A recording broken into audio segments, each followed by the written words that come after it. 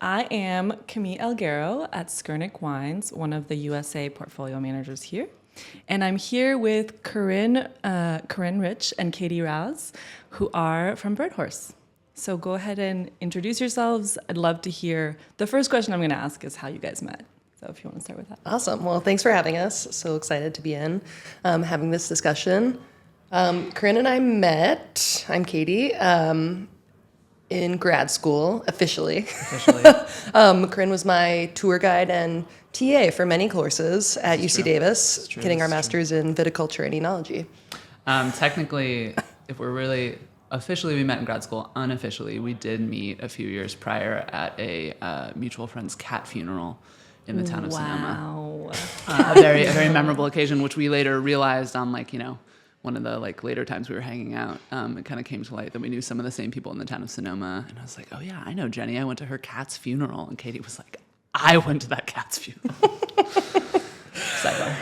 Sidebar, yeah, and a lead into our life now as cat ladies, but I didn't know it. I was a dog person, and then and here we are now, 10 years later, married.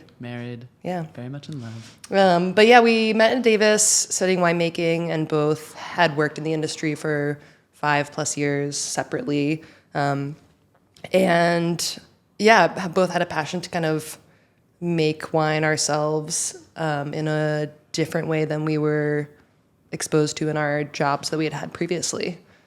And I think a lot of the wineries we'd worked for in the past were, on the more classic side of producers. So we'd seen a lot of the world of Pinot Noir and Chardonnay and Cabernet. And, I think there were some really important lessons to take from all that of site specificity and terroir and what it means to craft fine wines. But I think that we as a younger generation of winemakers were sitting here California is vast, right? Yeah. It is huge, and there's such a tremendous amount of diversity of terroirs and microclimates, and I just don't buy the notion that Chardonnay should be planted everywhere, there's got to be other varieties out there that are better suited, that can showcase these very special and historic grape growing regions that maybe don't have the clout or the fame that a Napa or Sonoma does. So how can we kind of discover and explore that ourselves, and then bring it to other people is really the idea. Yeah, and we worked to harvest in South Africa about a year after we had started dating.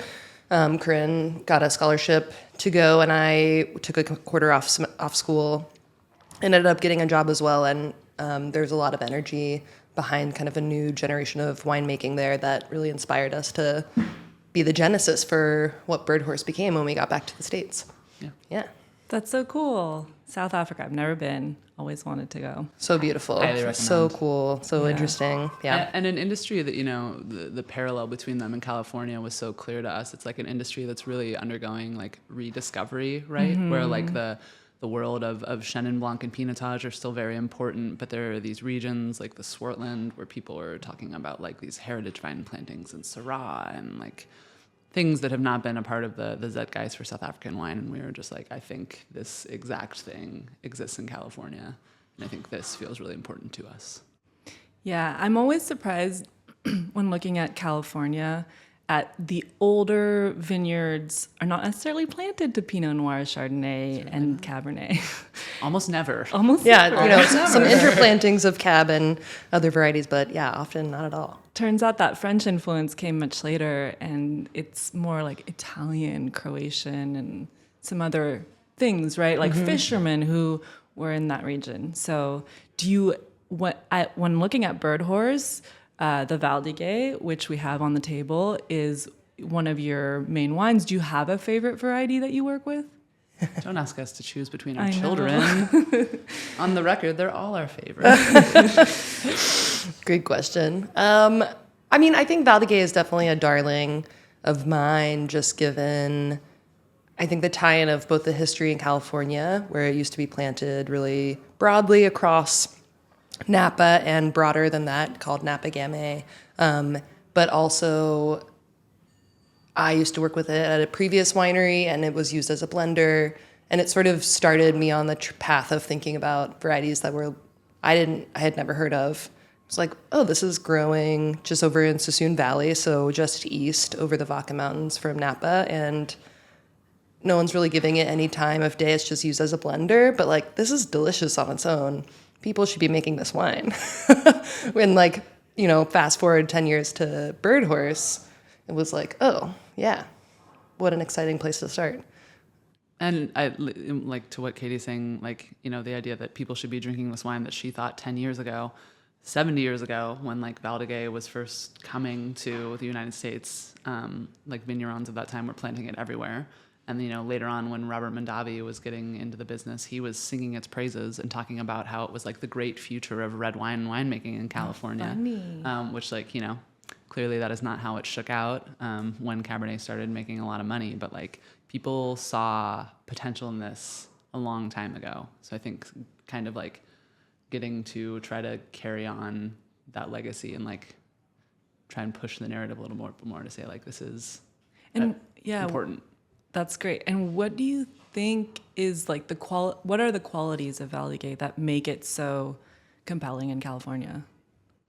I mean, I think from a grower's perspective, it is highly mildew resistant. It crops fairly generously. And so I think in terms of like growability, it is a variety that isn't terribly finicky. Yeah, pretty bulletproof, honestly. Yeah, which gives it like a lot of range and diversity to grow in a lot of places. And it's also a grape that, as a red variety, is pretty malleable to winemaking style that we found. I mean, it's a very bright, fruited, kind of juicy, low tannin variety. And so getting to play with it and building more texture and tannin on the palate is a really fun way to explore the grape and how it kind of express itself while maintaining the freshness and kind of pushing, either brighter, fresh, or kind of like broodier, more spice. It takes to winemaking really well. And I think that's kind of a through line of a lot of our varieties, but while maintaining the kind of core identity of what we think these grapes are, especially in California, where Mediterranean grapes do so well in the climate. They hold their acid. It's sort of what has driven Birdhorse in choosing the varieties that we're working with. Cool. And I know you both work for other wineries on the side, or rather, however you want to say that. That is a common, that's common for our younger California winemakers. I'm thinking Tegan Pasalagua, I'm thinking Martha Stuman. That model, do you find that having multiple jobs is challenging? Or does it kind of help that I know you in particular are making wines you're sharing a wall, right, with Bedrock? There's no wall, we just share the whole facility. Yeah. Oh, okay. There's a curtain, but it is a joined curtain. Yeah, I mean, it's an interesting landscape of winemaking for kind of smaller, newer brands in that, I don't know, I feel like there historically has been sort of this ethos in some places of like, there are wine secrets and like, there has to be separation, and like certain businesses absolutely have like, you need to be focused fully on what we're doing. But I think that at least in our case, we're really lucky to work for brands that are really collaborative and excited about us being excited. And it's like we all lift each other up by bringing new ideas to the table, doing things differently, having different perspectives. And yeah, through getting to make our wine at Bedrock, where I work, it's afforded a lot of flexibility and creativity, I think, that we wouldn't have otherwise. And resources, of course. And we get to bounce ideas off of each other, and, someone picks up an idea that we do, we pick up an idea from Morgan, or my colleague Cody has his own brand Desire Lines. So there's like a constant dialogue of winemaking, I guess.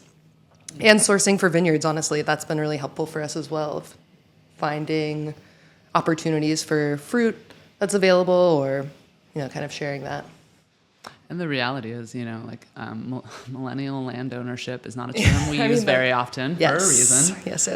And so the world for our generation, I think, looks a lot different in terms of like how you can start a wine brand, right? I think there are certainly a lucky few who, through like connections and business savvy, can get like the big investment and buy the piece of land and kind of go the more traditional route. But I think for most of us, this model of custom crush clients, mostly purchased fruit, maybe farming a few small vineyards, is kind of like where a lot of people get started and where a lot of people end up staying, just because the barrier to entry of having your own little slice of land is pretty high. Well, and as Martha Stuman was on here a bit ago, and she was mentioning the partnerships that you build with these growers who are really focused on just growing and maybe have been growing for generations is something to be valued as well in California, and getting away from this estate model, or not on purpose getting away from it, but kind of getting away from it. I think totally. I was saying this yesterday when we were out on the town, like, Katie and I live and reside in the county of Sonoma. And I don't, I think we know the ins and outs of farming, but like I'm not sitting here thinking that I know how to farm land in Amador or Contra Costa better than someone who has spent their whole life out there and has been raised out there and knows the ins and outs and the nuances of the climate and the geology and like all the little pieces, Yeah, and I think to your point also, like we are foundationally grounded in the relationships that we've fostered with our growers and the vineyard owners, and kind of we won't be successful unless they are, and so being able to tell their story and kind of broaden that landscape just allows us to do what we do. We make a pretty small amount of wine all in, but being able to buy the same fruit year in, year out and have discussions about farming methods and how we're getting, the highest quality grapes is, I think, critical to our success as we're not landowners. It's, exciting part of the job. It's cool. Yeah. Okay. I'm going to pivot towards winemaking style. This is kind of in the same vein in terms of you're at Scribe currently and you're at Bedrock. I guess I probably shouldn't ask this. Maybe we can cut this out later. But how do you situate your winemaking style in terms of California? Are you more low intervention? Are you more conventional? Are you somewhere in the between? And how do you decide that? I think it's certainly evolved over time. I think we would definitely throw ourselves more towards like the low intervention camp, but that was never a dogma of like, this is how the best wines are made. Like, we started from that perspective of like, so much of this is new. Like, these regions are newer to us. These varieties are varieties we've worked with somewhat before, but we were like, we want to do as little as possible to try and see like what that does for each of these varieties, how that expresses, and then from there start building in the different winemaking elements that we think can make them like really beautiful and really expressive of terroir. Yeah, I think at the core of that, it's always been just expressing the wine and the location as best as possible. And so from that, kind of like Corinne said, minimal intervention. We do native fermentations for all of the wines. We do sulfur to make sure they're protected. And just kind of be guided by what the wine is expressing. But certainly not a very like strict dogma behind what we're doing. And I think we've also just both been doing, we're not like the old guard, but we've both been doing this long enough that like, the techniques that people kind of like to ostracize themselves from, I understand why, people have strong feelings about things like inoculated yeast or filtration. But I think we've also seen enough fermentations and worked enough wines where we've seen instances where like those techniques can also really work. And I think being prescriptive about it is where you get into wines that are sort of uninteresting and don't have like a lot of life in them. But I think if you're being very thoughtful about like selective moments where maybe some of those things can be helpful to you, you can still make really beautiful wines. I think I asked you this perhaps before we started rolling, so I'll just get into it again. What's it like working so closely together? You know, it's kind of unique to work with your life partner, your wife now. Congrats. Thank you very much. Yeah. You know, it felt so natural and I think like an easy place to start the brand at first. And then Corinne and I started working in the cellar together and realized quickly that we both have very different ways of working. You know, as we're both making the wines, it certainly required a little bit of patience and a open natural division of communication labor, and division of labor. you know. Exactly. but it's interesting, like, you know, as Katie was alluding, the maybe like day-to-day boots on the ground is we crash into each other a little bit, but I think in terms of like the vision for the brand, the vision for the wines, like those conversations have always been really easy. I think we've always been very much in alignment, and kind of like see a lot of the same things or a lot of like complementary things in the varieties we work with, where when we're like spitballing ideas for tweaks we want to make, things we want to change, like those conversations have always been pretty straightforward. Exactly. Which is really cool, you know. Yeah, it is. I mean, I think micro, obviously there are, you know, moments of conflict, but macro, it's always really, I don't know, inspiring to look out and see what we've created together, and be really excited about it. I think it's constantly inspiring to think about it, as cheesy as that sounds. No, that's great. But like we are able to do it together, and that's been really foundational to the success of Birdhorse. And okay, just to get a run of what you're currently making or what's currently in the cellar, you make about 10 different varieties? More than that. Hopefully not more. I think we're officially at 8. Yeah, we do. Yeah, so Verdello was our first white, and now we make a Vermentino and Arnase on the white side, and then for reds, Valdiguié, as we've discussed. We make a Carignan, we make Barbera, and then we make a quote-unquote red blend, but mostly Cinsault dominated. So actually that was only 7. Oh, Look well, at there us. you go. You know, sort of like sometimes have to expand to bring it back in. And I think that's actually one of the hardest conversations to have, is like, it's one of us, usually me, has found like a parcel of some variety where I'm like, this would be so cool. And then Katie's like, we make 8 SKUs for 1,000 cases. Like, maybe those numbers don't really make sense and we shouldn't add another SKU. So the temptation to just keep, you know, kind of like the Pokemon mentality of got to catch them all is easy to slide into on accident. Mm-hmm. Yeah, but it's been nice to like feel that impulse, but also then to be able to sort of hone in on the varieties that we have been making since we started in 2018, and really expand those as discussions of other possibilities come on board. Often we're more focused on the varieties that we've been working with. Cool. Yeah. And I think that's kind of been an evolution over the years too, where I think like it started with wanting to cast a wide net. And then I think with time, because we're now 7 years into this, which feels wild, the driving creative force is more around like the refinement of what we're already doing. Like, how can we push the boundaries? How can we make these wines even better instead of like add another. Yeah, I was gonna ask how the vision for Birdhorse has changed over the years, and that kind of answers it. You're kind of refining it. You're taking the vision, which I think of you guys as prioritizing site, prioritizing interesting varieties, and then your refinement of that is just continuing to make things you have been making and only adding top-notch sites, or like how do you decide on a new?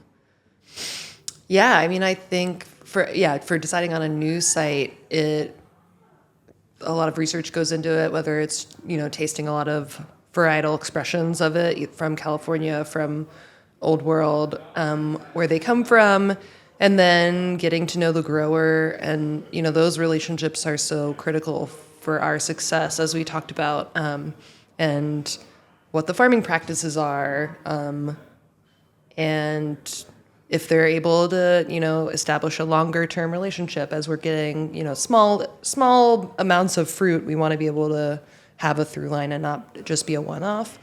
So tasting comps and then evaluating the site for what its benefits are, tasting other varieties that are grown in the vineyard, seeing how it expresses itself. And we had that exact thing like 2 years ago. We were really flirting with buying some like pretty premium Moon Mountain Sangiovese that was like a very exciting, like cool kind of like volcanic vineyard. And we did just that. We already knew the grower. We tasted a whole bunch of comps. We had a lot of conversations about it. And honestly, it came down to like, where does this fit in terms of the structure of like the wines we're already selling and like price point and stuff? And ultimately we were just like, I think wasn't the right time. Yeah. Exactly. Restraint on the distributor side. I appreciate that in a winemaker. To the Maybe moon. we can cut that piece out.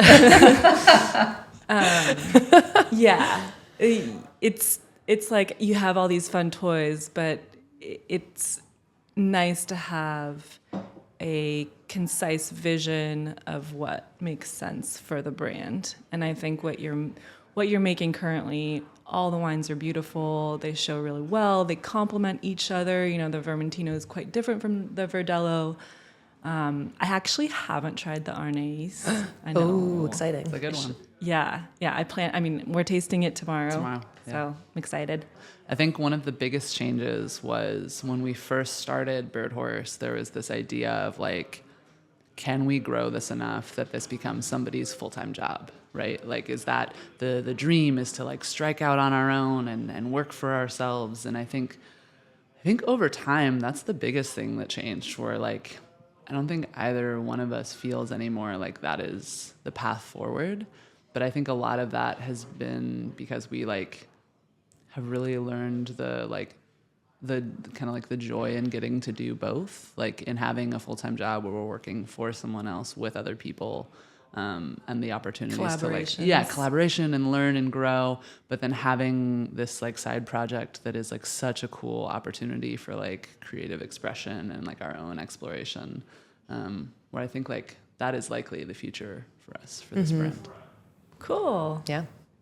That's great. I mean,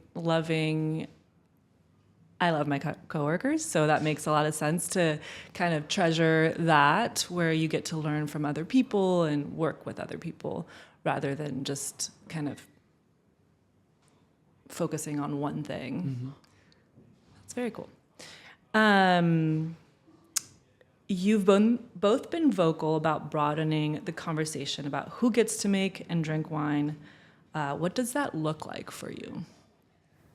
Yeah, I think as we have like grown into Birdhorse, it became just sort of a natural part of telling our story of like being able to see people in the wine industry who look like us, who identify as we identify, and like be making a space to like showcase that we're here and we, exist.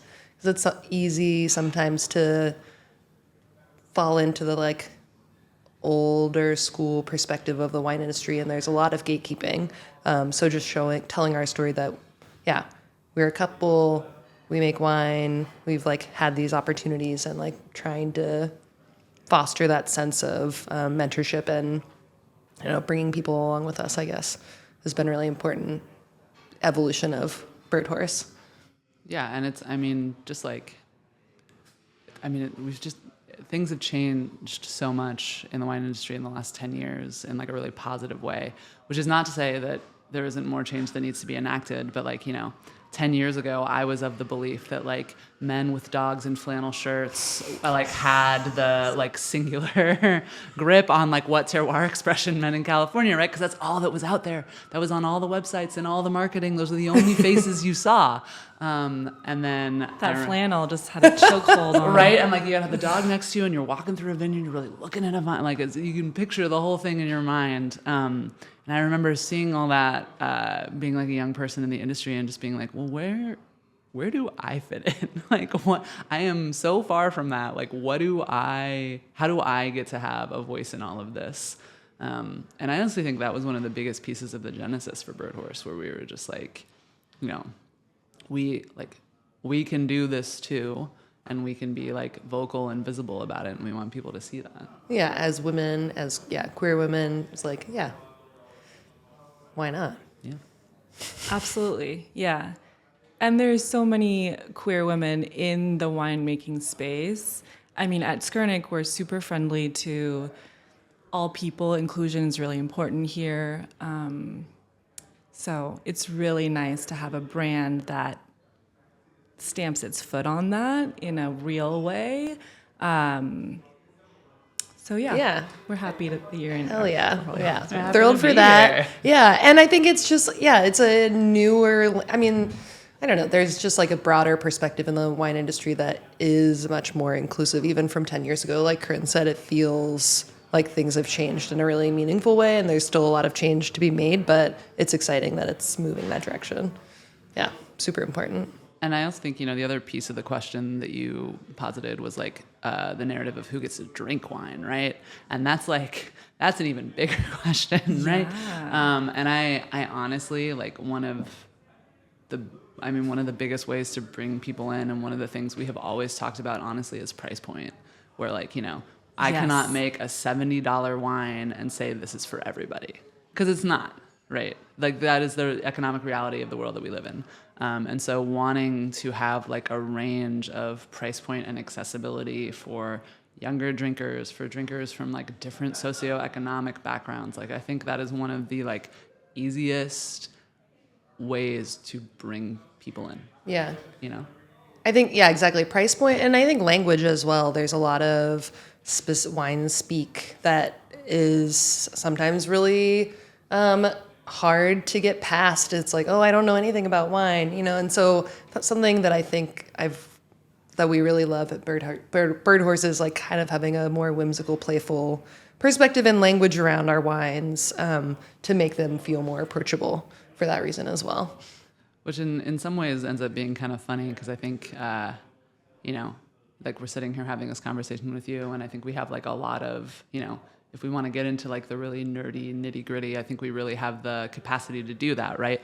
But I don't think that we ever want to like feel like we need to like lead with that and show everybody how smart we are, right? Like that's not the goal. The goal is to to bring people into the conversation always. And I think that's top of mind for us. Yeah, and I think it makes it easier with less common varieties, because everyone's a little bit more on an even playing field.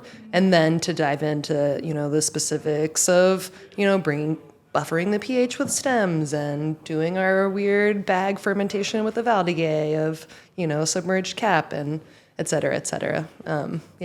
But it's I think it's an important way to bring people in, like Corinne said.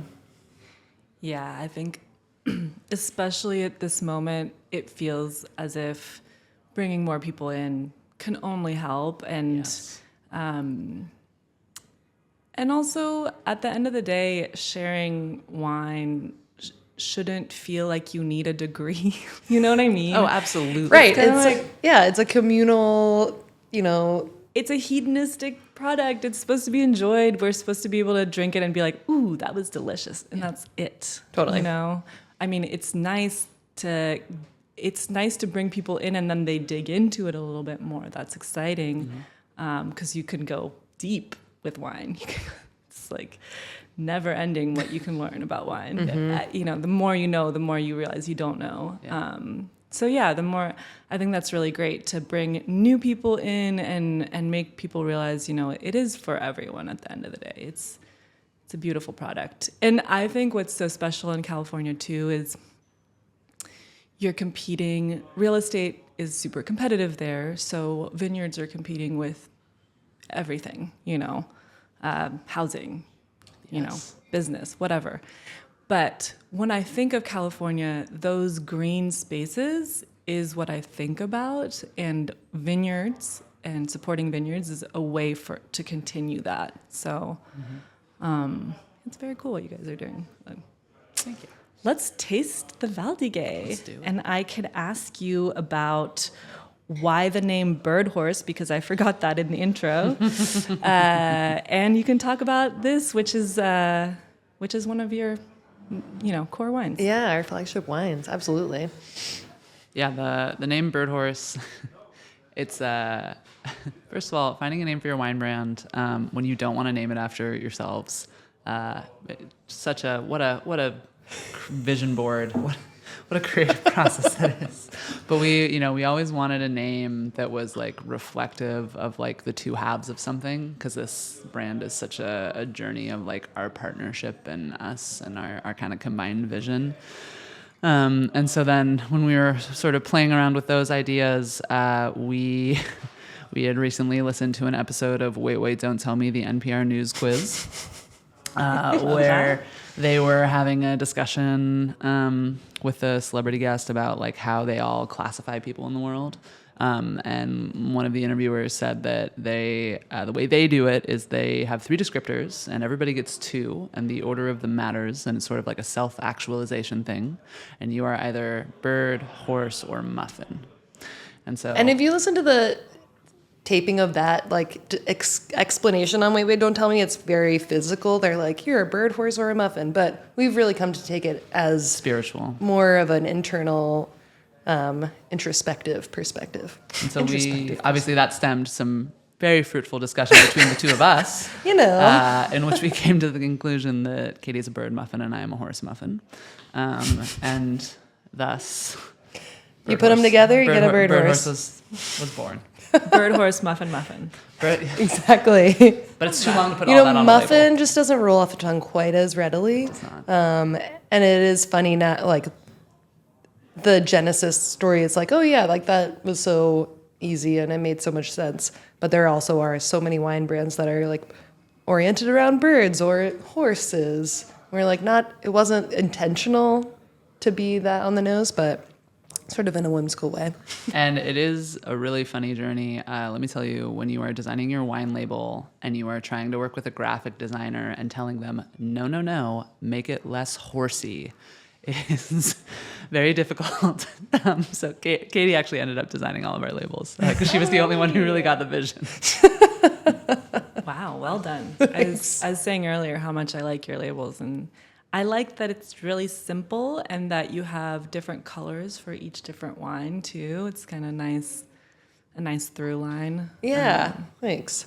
And I love the wax. I know it's probably a pain in the ass. Contentious. We are so good at waxing now, though. Wow. Yeah, we we're are so good at waxing experts, which is a delight. As are all of our close friends who come help us when we make the waxing call. Yeah. But yeah, we've sort of like refined that as well as Birdhorse has evolved and as we've grown, of course. We're now, as of 2023, we're waxing only the vineyard designate wines. So moving forward after 2023 into 2024, it'll just be wax on the Spirit Canyon Vineyard Arnace and the Shake Ridge Ranch Barbera and Evangelo Carignan, etc. So, yeah. And I was going to say, this is waxed. Yeah, this is a 22. Okay. Yeah. But, an important marker, I think, of kind of our identity, too, and that kind of color palettes of what the wine styling is. Yeah. Cheers. Super fun. Cheers. Cheers.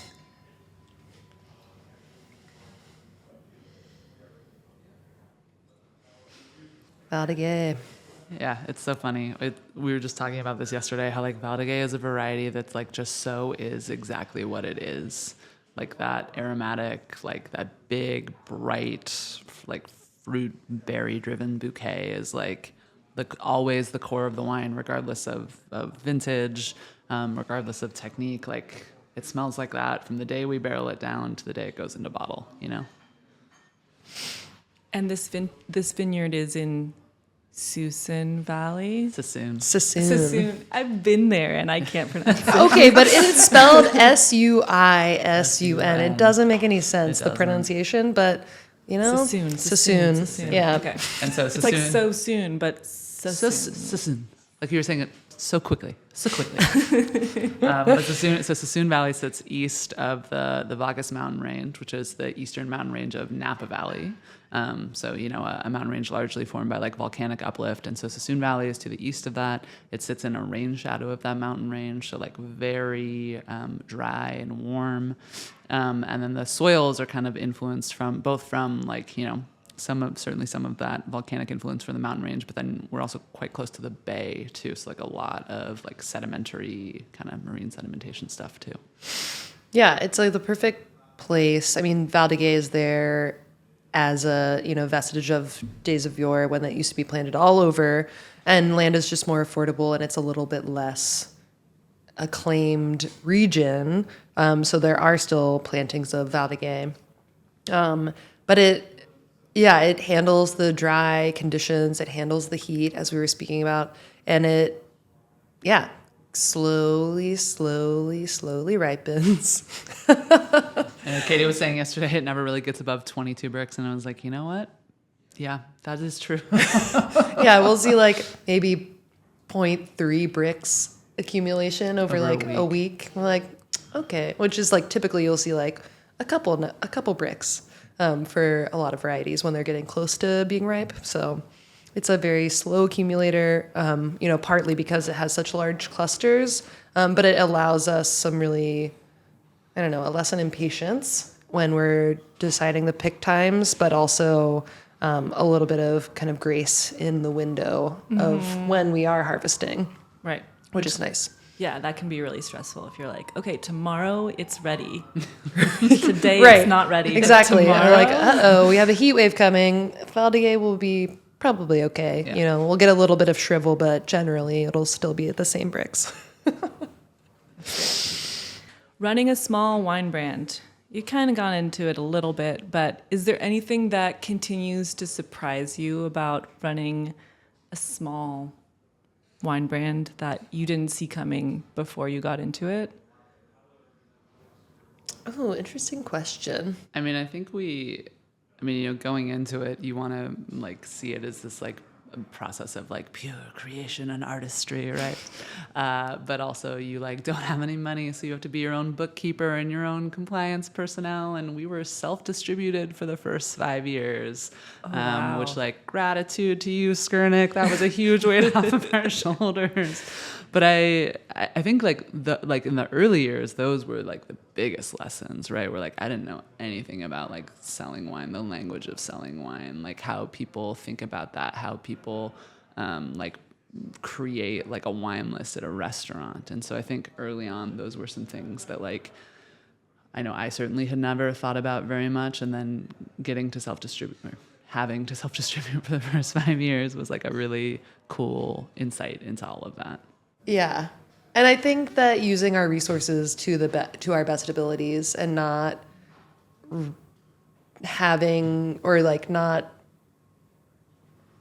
doing everything ourselves was also kind of a lesson in humility, but also a lesson in facility in terms of success of Birdhorse. So it's like outsourcing some of those tasks. And I mean, something we haven't talked about is our silent business partner, or our third business partner of Birdhorse is Tyler Ernst, who started with us writing our business plan and doing our financial modeling, and still continues to be so critical in our success in that regard.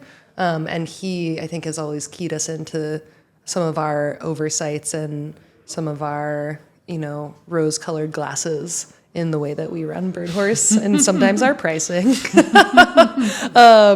But it's, important to use all of our resources, which is easy to sometimes overlook and get really tunnel visioned in how things go.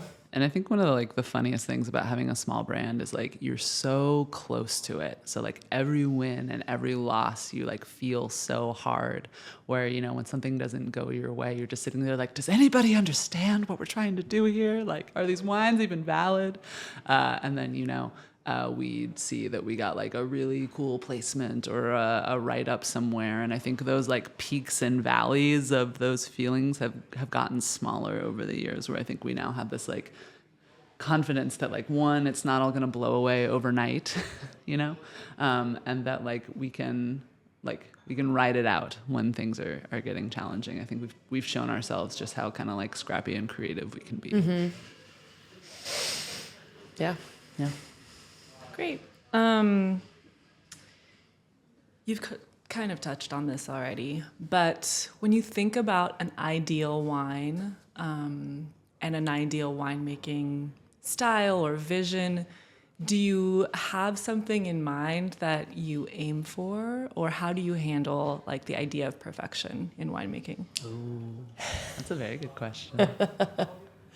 What is a perfect wine? I mean, I think we kind of live in the world of like no wine is ever finished, you know, which we were kind of talking about earlier, about like constantly trying to find ways to iterate and like push the boundary of like, what did we do last year? What did we like? What did we not like? And, you know, all kind of within some stylistic confines. Cause, you know, I think if we took our barrel fermented Verdelho this year and then made it into like 100% skin ferment aged in stainless steel, right? Like that's a little bit of stylistic whiplash, but I think kind of within the boundaries we've created for ourselves, always trying to find ways to refine and improve. Yeah, exactly. Like, I don't think we're ever expecting to make like a perfect wine. I don't think that exists necessarily, but we're trying to like craft it into what it, you know, feels ideal. My coworker at my day job asked me the other day, he's like, oh yeah, like what's the best wine you've ever made, Katie? I'm like, I don't know. I don't think that's a fair question, because I think that we're always striving for more and for kind of more refinement. I think there's always opportunity for growth there. And I also, I mean, this is really getting into it, but I just think that like perfection is like antithetical to the narrative of wine, right? Where you're just like, and a thing that is supposed to be so expressive of the time and the place and the moment that it's made, you know, how can you find a technique that if you like carbon copy or repeat year on year continues to make the best perfect wine, right? Like that, those two things seem to be at odds with each other to me. Yeah, that makes sense. You know, you just iterate and try to improve whatever you did the previous year.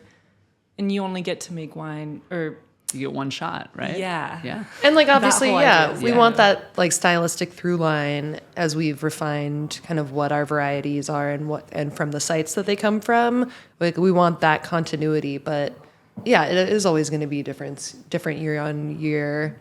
And so, yeah, perfection one year looks different from another year, you know? So.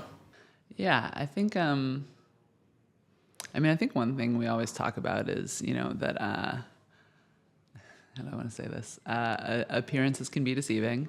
And I think, you know, because of the styling and appearance of our branding, I think it's very easy to lump us in with a certain world of the more like naturalista winemaking of the world.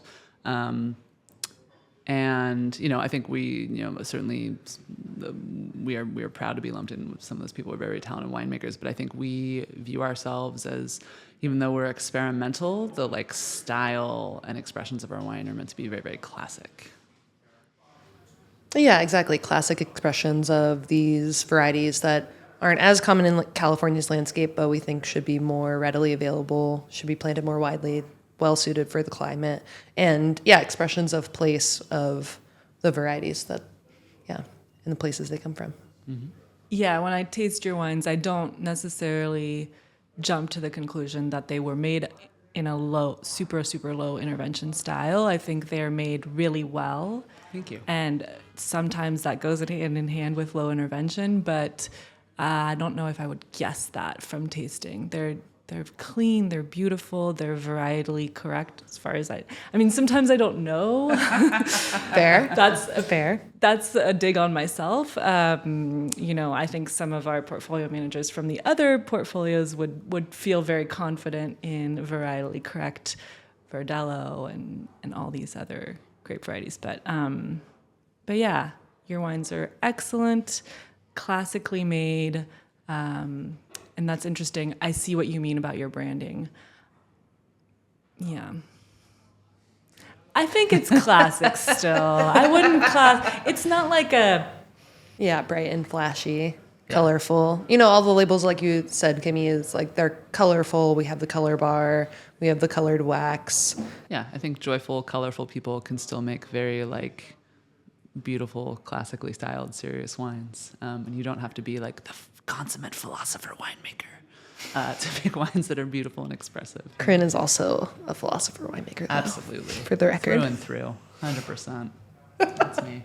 thank you so much for being here with us. Thank you for having and us. Cheers. Cheers. Cheers. Such a Cheers. pleasure. Such a pleasure. Always a delight.